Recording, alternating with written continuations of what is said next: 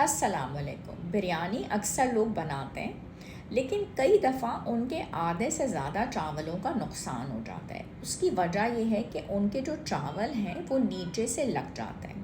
جب آپ بریانی بنا رہے ہوں تو تہہ لگاتے وقت نیچے دیگچی میں آپ دہی کی اور آئل کی تیل کی تہہ لگا دیا کریں۔ اس کے بعد آپ چاول اور مسالہ اور چکن یا مٹن جس کی بھی آپ نے بریانی بنائی ہے اس کو ڈالیں۔